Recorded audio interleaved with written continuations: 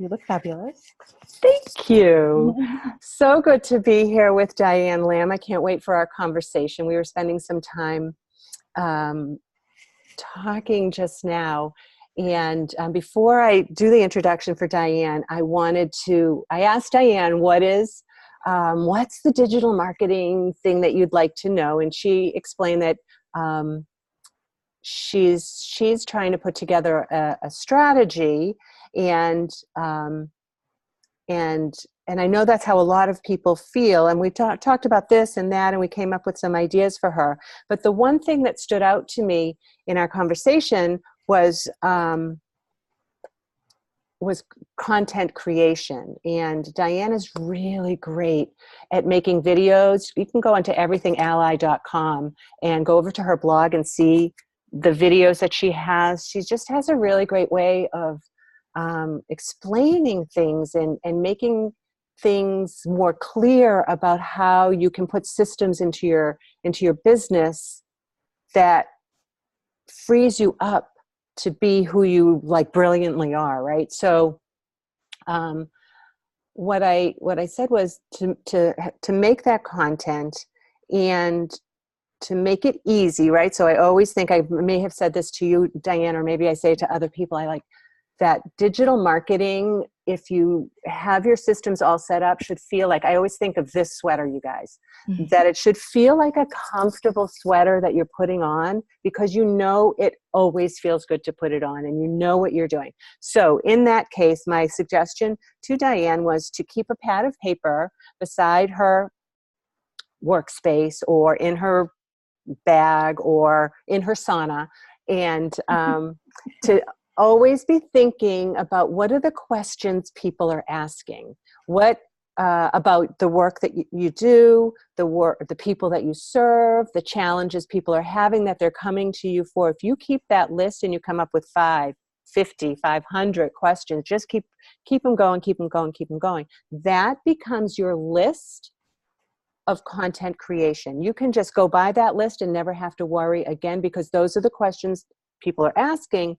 It's also the questions people are searching on social media. So that is my digital marketing tip for the week on Rise Above the Noise.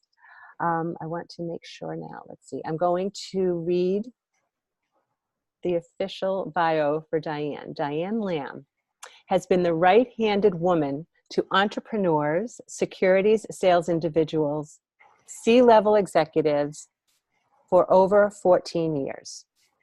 She's done everything from, hold on a second, you guys, my page just disappeared. Holy cow, you guys, where'd it go? There it is. She's done everything from creating 5 separate hedge funds, from formation to open for investment. She's managed 6 separate business lines, and she's helped build and execute infrastructure. That was my Boston accent. Infrastructure initiatives to overhauled sales processes, building a team from 12 to 49. She has a wide range of experience, clearly, and her core specialty is bringing an idea to its fruition. Diane's superpower is processes and execution, and I am so excited to talk with Diane today because I've just begun to really make use of the different areas of delegating, and man, it just opens up so much, and I want to make sure that I'm using everything properly. So thanks for being here, Diane. Thank you, Susan. Thank you to anyone who is joining the call now or, watching this on the replay. I'm so happy to be here with you guys and to just share a little bit of knowledge, because, we're all trying to grow our businesses and we should all have the same tools and knowledge base to be able to do that. So I'm happy to kind of share some tips with you today on how to build your business and how to delegate so that you can free up that time. And really the first place that I want to talk to you guys about today is where I see so many people get stuck. It's before they even really get out the gate.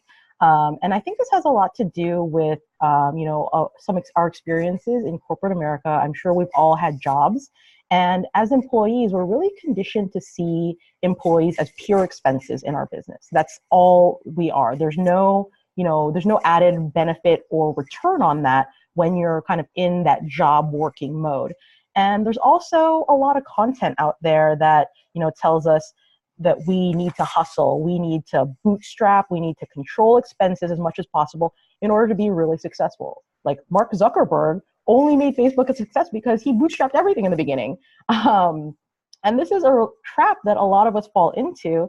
And it's a lot of pressure for us to make things happen on our own. We really need the help in these early days as we're ramping up, because this is when you're spread really, really thin, trying to get all of your systems up and running. You're trying to market, you're trying to do your actual service or build your product. And this is where you really need to focus and spend most of your time so that you can generate an income. And this is also where I see a lot of people get stuck, because they don't realize that they are the most valuable asset in their business, right? Like the business is built on them. It's built on some sort of specialized skill they have, or some sort of product that they've developed and they know intimately. And, without spending time in focusing on that product or service, you're really just spinning your wheels and neglecting parts of your business that are going to really impact your ability to generate revenue and your ROI.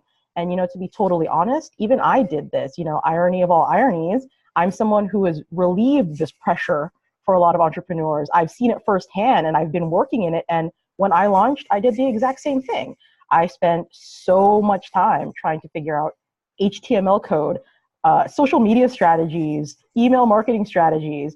And you know what? In retrospect, I realized that while I was spending time in those areas trying to figure them out and learn them, I was neglecting the areas of my business that were going to drive my growth and my profitability.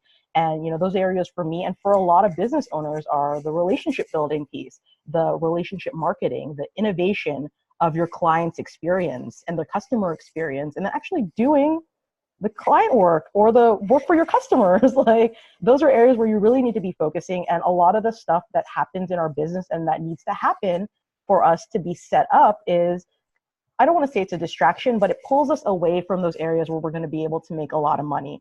And not only that, but you can correct me if I'm wrong here, Susan, but I almost guaranteed that I was going to have a subpar result, because things like social media strategies and email marketing, these are places where people think they need to spend the time.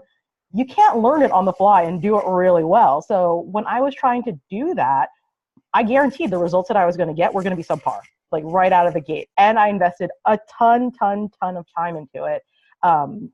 So that is where I see a lot of people really falling behind and, not making the decision to delegate or build their team, or thinking that it's something so far beyond them that they can't do it yet.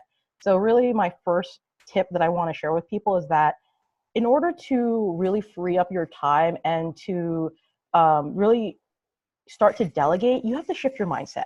You need to view your team as an investment in yourself, because you're the MVP in your business. Your time is the most valuable. And, until like cloning or AI become a real thing, the only way to create more time is by delegating. So, my point in all of this is that it's never too soon to bring someone onto your team. It's never too soon to start to think about, who can I parcel this piece out to, because that's where you're going to be able to see that massive growth in your business. That's where you're going to be able to see that revenue generation that will allow you to continue in your business. So that's really the biggest tip. That's where a lot of people get stuck, is in that kind of mindset of whether or not they can start to delegate, whether or not they can bring someone on. And that's where I don't want any of you to get stuck. So please, please, please don't let that happen to you. Well, I think too, the thing that I learned was that I thought I had to hire somebody, until I realized there's something called VA services, virtual assistant services out there, and that there are people who are really trained in the different email marketing or graphics or content creation, that you just go and you find the people for the time and you say X amount of hours, and it's all up to you. You don't have to hire anybody and go through the whole human resources thing. We've been adding VA services to my offerings through somebody that I've met who's super amazing in nurture series, email nurture series. And I know that's something that people are looking for. And she's done it for me. And the number of people that she's done it for under my umbrella, they're so happy. Yeah. So, yeah. So I wish I knew then, right? Like a year ago, 2 years ago, or even 10 years ago when I was starting, that was a thing. Yeah, absolutely. And, that's where people will spin their wheels for a long time. And it's really when you're putting off getting help and building your team around you, that's where you kind of delay your success, your ability to climb and ramp up and grow. I mean, that's what I've seen with so many people that I've worked with. And then, also as I kind of bring more team members into my team as well, I'm like, oh my gosh, the growth that you can develop is exponential when you have more free time for yourself. But I also know that it can be a little overwhelming when you're first getting started. Like, another place where I see people getting stuck is, what do I delegate first? Our businesses are so close to us that, and we've done everything ourselves for so long that it seems really hard and difficult to give things up. Not only because there are so many things that are going on in the business, but because you think you got to do everything. It's analysis paralysis, really. There's so many things that I do nothing. True. Awesome. And, really the easiest place to start is to just think about the things on your to-do list that you really dread, the things that kind of you're like, oh, deep sigh whenever I feel I have to do it. It comes up on my Asana list and I'm just like, oh, I don't really want to do that right now. And I know for a lot of small business owners, a lot of solopreneurs, they have plenty of these things on their to-do list. So that's a really quick and easy way for you to get started with delegating. I would take those things that I feel like a kind of like, oh, I don't really want to do this. And those are the first things that I moved off of my to-do list when I hired my first VA. I was like, I'm not doing this. I can't do it. I don't want to do it. So let's find someone who enjoys this, who enjoys these kind of detailed processes. And there are people out there that exist. So when I tell people when they're thinking about what they want to delegate, I tell them, think about what you drag your feet over, what you have to psych yourself up to do, and then you still kind of put off. So for me, this was, updating the back end of my website. I would put it off and put it off and put it off. And then when I would finally say, I'm going to do it, I would psych myself up and I would sit down at my computer. Yeah. I would open the admin panel and I'd be so exhausted that I would reward myself checking emails and forgetting about the task all over again. Yes. And I know that that's something that a lot of people will do. So those are that tasks like that make you feel like that are the first things that you should just delegate immediately. And there are tons and tons of resources that you can kind of pull to do this stuff for you. So, don't be afraid. Don't feel like, oh, this person's no one's going to want to do this for me. Or, why would anyone know how to do that? You would be really surprised. You will be surprised is all I have to say to that. Interesting. And so where do you find people? Yeah, there's a lot of resources available for when you want to get started with hiring. I mean, if you've made it as far as being like, you know what, I need help. I need to bring someone on, even if it's just for a couple hours a week, a couple hours a month, you can do that. There are places you just a couple hours here and there, you can do that. That's absolutely available. Well, first of all, I want to say congratulations if you're at that place. And then also that, there are places like Upwork. I've had a lot of success on Upwork and within Facebook VA jobs groups. I've also had success on Craigslist. I've had success. I think those are really the main places. I also get like referrals every now and then for people who are, stay-at-home moms or people who are transitioning careers who are very highly skilled, but, they want to change their lifestyle and they're willing to work remotely. And I think those are also good people for you to tap into as resources when you're looking to delegate or hire your first couple of resources within your team. There are always a ton of resources. If you've made it to a place where you are like, you know what, I'm ready to do this, then do not let price be a deterrent to you, because I know for a fact that there are resources available to you at all price points across all levels if you are willing to ask for it. I do want to kind of level set your expectations and let you know that, when you're hiring, especially at this kind of start, when you're just starting to do it and you're starting to build your team, it really boils down to, whether or not you're willing to invest more time or you're willing to invest more money. So, are you willing to invest a little bit of your time and your energy into training someone to do things the way you want them to be done? Or do you really need an expert who knows what they're doing? And that's where I would spend a little bit more money. I see a lot of places where, you'll see thematically on your to-do list, if it's very tech heavy, if it's very marketing focused, if it's, email automations is something I saw with a client where I was just like, oh my God, this is not something that your VA should be doing. Like, this is something that needs to be hired out. And so like when you see those themes on your to-do list, that's where you kind of make that judgment call. You got to find that right balance. Like, oh, it's really, really tech heavy. I need someone who is an expert because, at the end of the day, if you don't know how to do it, how can you train someone else how to do it? I don't think I could train someone on like how to code a website from HTML. That's not my strong suit. And that's where I'm going to spend a little more money. So that's what I want people to keep in mind when they're making this hiring decision. Yes, there are a lot of resources available, but you also kind of have to temper that with, okay, how much am I willing to spend of my own time to train someone up? And what are my skill sets that I can actually do the training and have it be at a level that I'm satisfied with? Because then you'll see the balance, especially when if you look at your to-do list that you want to delegate and it's all over the place, right? It's like a little bit of everything. That's where I know, what, you could probably hire a general admin VA and train them on how you want them to send your email newsletter, or how you want them to set up your blog posts, or how you want them to update your calendar. Things like that are things that you can train them on a more general level, and it's not a huge investment in your time.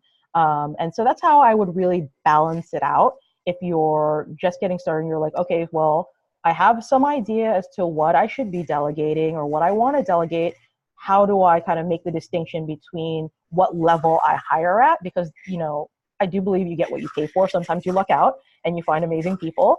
But I do hear a lot of people get really frustrated and, they're disappointed because, their expectations were, oh, this person is going to be able to build all of this stuff for me. And, I'm going to pay them not a lot. So you need to balance that, right? Like, you get what you pay for. You need to balance your need for expertise and your willingness to train. So that's something that I definitely want people to understand about the hiring process. And I get it. Hiring can be so overwhelming. I know that I've hired a lot, and I'll put up an ad and they'll get 100 responses, 200 responses. So how do you decide? How do you decide who to hire? So I at first you think that you have to you're like, oh my God, all these people, I need to look at them. I need to be really detailed and, check to make sure if they're a good fit for me. So I've kind of after going through many iterations of this process, I've kind of come up with my own filter. So what I tell people to do is okay, so write your job posting, put the themes of sample tasks that you want to delegate, let them know a little bit about what your business is, the task itself. And then at the very end, always put it at the end of your post. I put in a section of submission requirements. You would be very, very surprised at the number of people who don't read your entire post, who don't follow the directions on your submission requirement. And that is by far your biggest filter and your easiest filter. I'm going to tell you at least 50 to 60% of your candidates are going to be disqualified just based on the fact that they did not follow your submission. They did not submit what you asked them to submit with your job posting. Yep. Things that I ask for is I'll usually ask for a link to their website, a link to their portfolio, or a copy of their portfolio if it's that kind of service that requires a portfolio. I want to see their resume. And I also ask for, this is also another filtering tip, I ask for a 1 to 1.5 minute video introducing themselves and why they think we would be a good fit. And so, because that video will tell you a lot more about them and their communication style, their warmth, their personality fit, whether you want to work with them, than anything in their resume, their cover letter, or in their portfolio.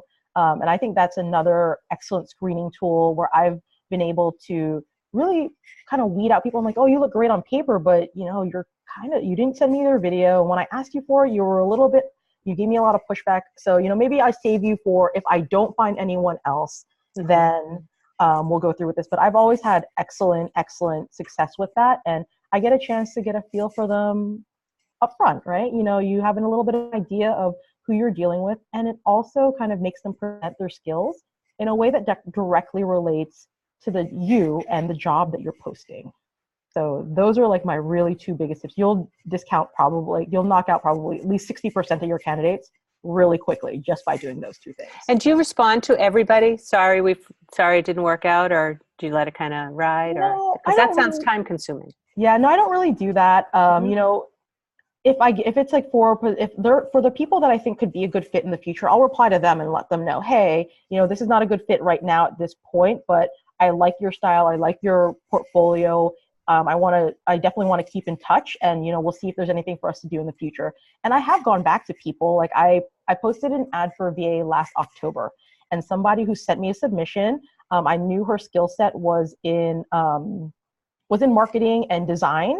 And I had a client where I was like, oh, I need to do a little bit more design build out.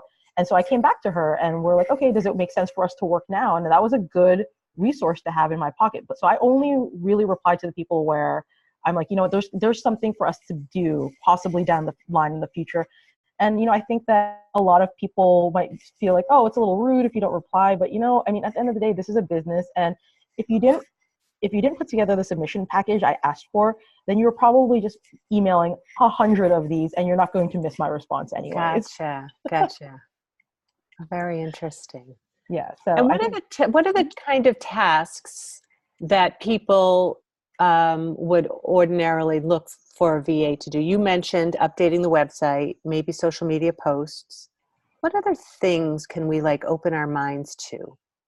That's a really good question. I think this really depends on your business and depends on kind of what you do on a day-to-day basis. For me, my VA is kind of she's my go-to girl.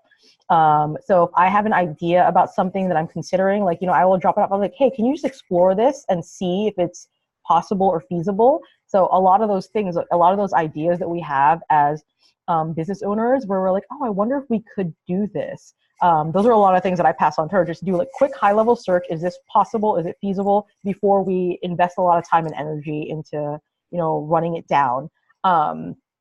She also manages all my client updates. I send status updates to my clients on a weekly basis, so they know exactly where they are. So she manages that whole process. She does my invoicing for me.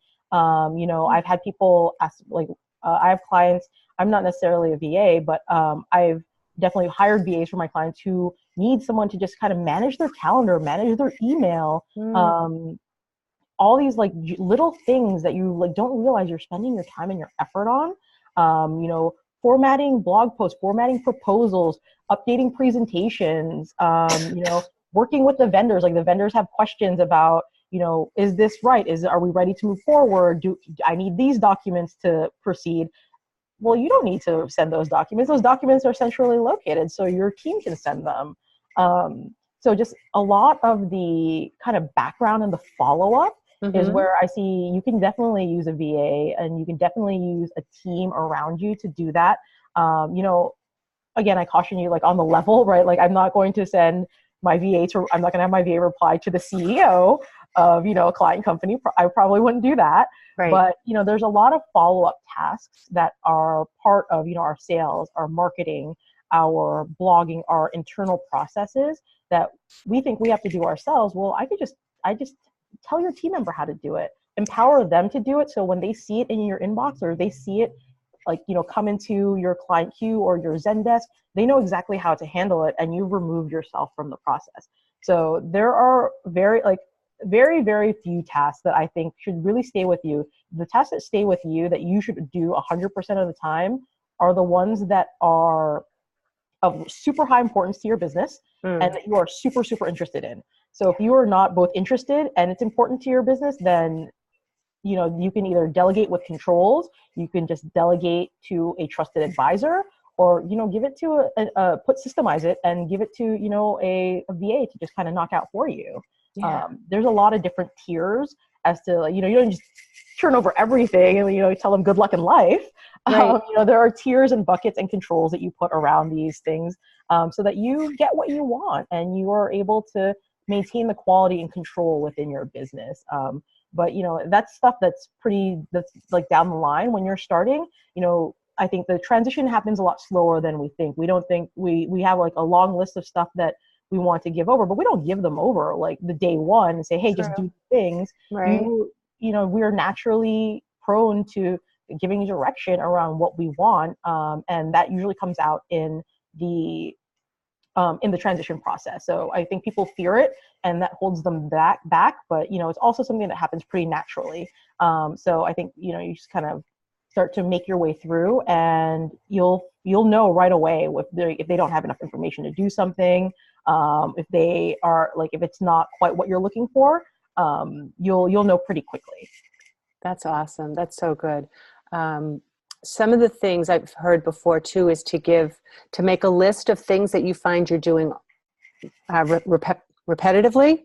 Mm-hmm. And so that's something that I gave up. So for instance, I often coach my clients to create images, branded images Mm-hmm. and I'm sure you see that, right? With the template and the font. And so if you have that, you could give your VA or whoever's helping you photos that you love, or maybe you trust them enough to pick out your photos, and then quotes of your own or quotes that you love, and then you can just schedule those out on your social media calendar. Super easy and represents your brand, represents you. So that's something that I've been giving over to Kayla's doing that. And the other thing that she's done is I like to send out for the accountability groups that I run, the mastermind groups that I run, I like to send out kind of probably 3 times a week, something that they can print out and work on while they're in their day. And so I've given her a list of here's some ideas, and then she'll put it in the template and create it and schedule it to go out. And that's been such a time saver. Yeah. Yeah. I have some control enthusiasm. It's not easy. I get it. She's doing a great job. I totally get it. I mean, control is one of those things that's pretty hard to give up. But once you bring someone on, and you feel what it feels like for someone to have your back and for someone to be able to be like, oh, they did a great job. It's like, it's like the catharsis and the relief is amazing. I mean, I know when I hired my first VA, the relief that I felt just knowing, hey, there's somebody here to help me. Yes. And before I even transitioned any task to her, that feeling, that catharsis was priceless, where I'm like, oh my God, I had no idea how stressed and tense and how much pressure I had on myself until I brought someone who was like, oh, you're here to help me. Let's do this. That support is, I mean, that in and of itself is almost worth the price of bringing on someone to support you. Right. For sure. Yes. So good. So I just want to reiterate that your website is everythingally.com, and you've got some great blog videos up there that can continue this conversation for people who are curious on delegating and other systems within their business. Anything else should people contact you, or what would be a good person to contact you that you could help? Yeah. So, I am open to sharing information with almost anyone, right? I want us all to be successful, and we should all have the tools to either, whether we do it yourself or we work together. I want everyone to have the tools. So my website is a great place to start. Something that we didn't cover here, but I definitely think is important as you bring on people to your team is how to get exactly what you want out of those team members. Cool. And I have I think it's like a 5-minute video people can watch on that, because I think it's something that we forget on how to actually manage a team member within our team, especially when you're a solopreneur. I work with a lot of consultants, a lot of coaches, a lot of professional service providers. And the people that I'm really working with are the ones who are ready for leverage, right? They have probably set up some systems. They've built maybe a couple people on their team, but they're not really optimizing them or really leveraging and building a lot of scale and growth into those teams.